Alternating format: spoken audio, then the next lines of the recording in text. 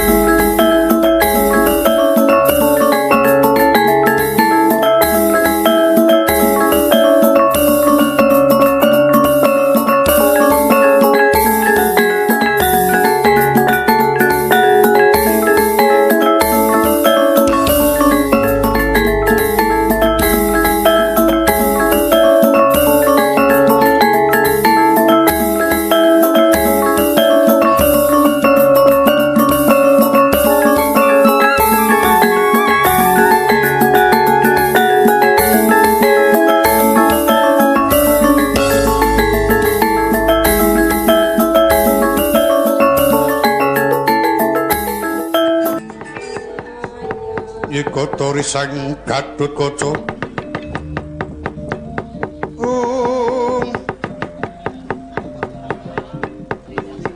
ngangkat pundak Ngastajangga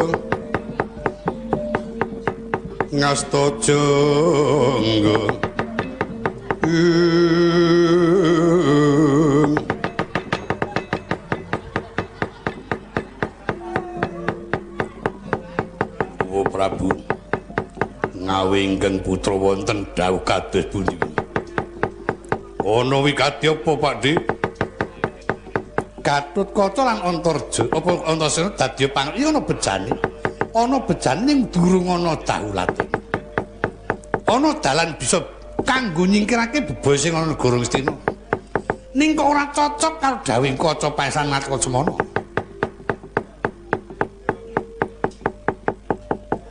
Tegesipun kados pundi?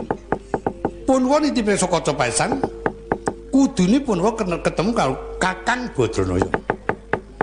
Mongko durung ana kedadian aku pinanggih Kakang Semar ning wis ana sing tanggung jawab.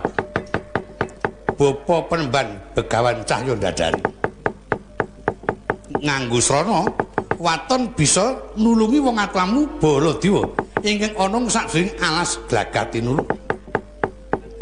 Lah kok wonten ngriku disiksa karo kraman kang tumeka Negandrawati Nakasemana. Wane ngono ditulungi Pakde aja nganti kesuwen. Coba Gatotkaca karo si Antasena aja kletan merpekana alas Glagatinulung.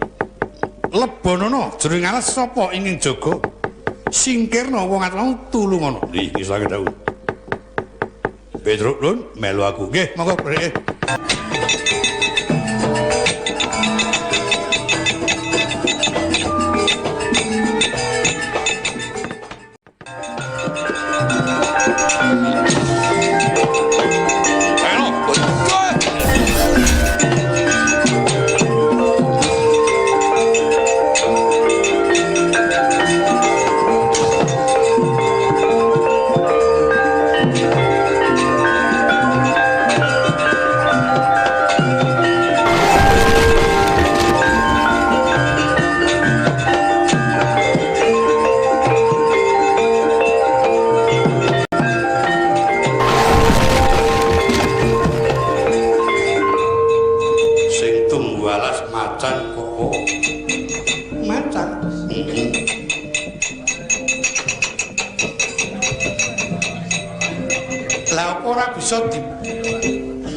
singkirke Kakang Gatotkaca kalah. Aku dhewe mbuktekke jebul pancen ampuh. Ya wis, aja semelang wis. Aku wis ngerti. Arep kepiye wae kudu ana dalane bisa mbungkar kamurkan. Iya to, Bagong? Nggih ning ampun ngendika oleh sapa ora. Sing pripun lho? Aku sing bakal kena wewelak kula. Iya. Apa to, Gong? Apa?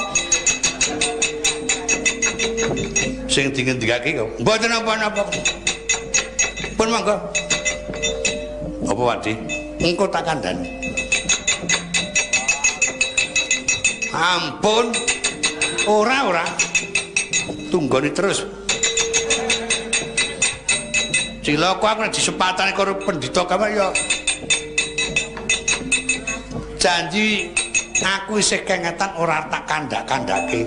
Nggih tenan, Petruk dawange mangke njuk dledek-dledek. Tekan ngendi garing kementhus. Iki bakal tak singkirke. Macan sing ora monggo mawon. Ucapan nata Drawati. Arsa ngesti mandaya mujijat. Ati manah bakal nyingkirake bebaya ing wonten madyane wana.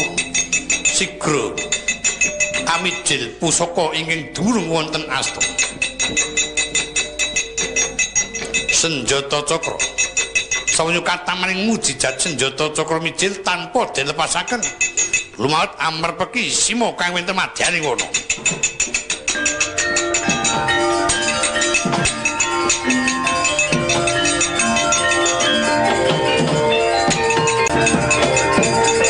Wah, tarika daya ora bisa kelakon.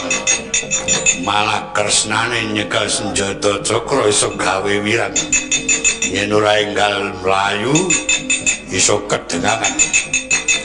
Sak ontalku bakal kunjuk kesan Kakang Bathara Kala.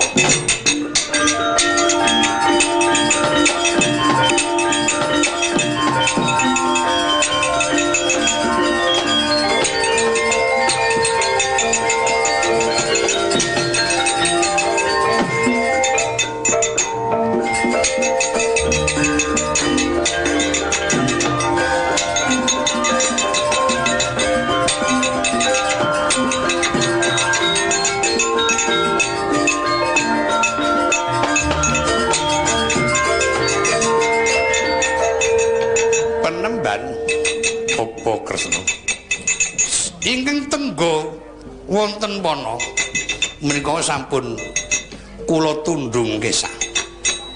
Lah sakmenika nyuwun senjata pitulung kawontenan ing wana kang ketingal peteng dedet laliwrang. Kula semanggaken dhumateng priyipun Sang Nadya Penembat. Wis mundura kene mengko tak gawene padhang kaya wingi wengi. Ing rumatek mujijat Sang Mahorsi. Eti manah arsa anyingkiraken pepeteng kang wing majane wono. Katrimo panuri saka daene Sang Wiku. Pedhut kang angandhon ilang padhang trawan nata mandur bletek-bletek saka ing katepe. Wah, Kresna iki.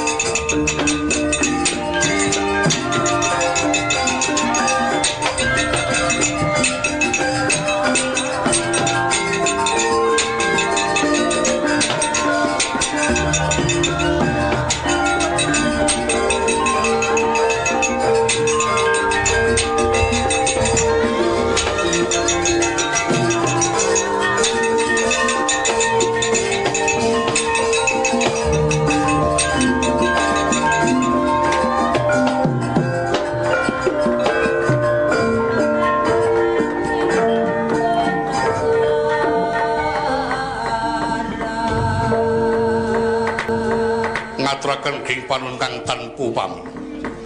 Penyuwun Sang Topa sampun saged maringi pangayuman dhateng kula lan kadang kula Dimas Tyaki Kakang Udawa tuwin Purwadya bala saking Drawati. Kula nuwun inggih Sinun Prabu Baladewa. Yai Kresna kula iki sapa? Menika guru kula. Bapa Pembantah Yondadari. Malah babar pisan. Yen mengko disuli senjata pitulung kepiye murih prayogane supaya Yai Punta dosa kadang bisa kundur. Iblis sing ana negara ngisor bisa minggat. Nembe kemawon kula matur dhateng Sang Tapa. Namung caranipun kedah Koko Prabu luar saking bebaya rupi. Sinuwun mboten prupatos. Ing wedal menika gandeng penyen sampun saged luar saking bebaya. Tenimbang menika mangke ngantos kadaluwarsa prayoginipun lajeng sedaya kula aturi enggal merpeki negari Ngastina ingkang perlu nundung pandhita inggih wonten Ngastina. Trinenggal mitra saking asta mangeling risang waning pinto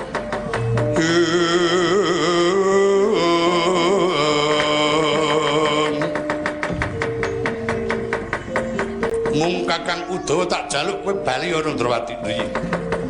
Oh iya Kakang matur karo mong-mongamu samba. Ora bakal suwe maneh. Para prisma bakal kundur lan aja nganti duwe rasa uwas kuwatir sedika Sinuwun. Keparing wangsul dhateng Ndrawati sing ati-ati.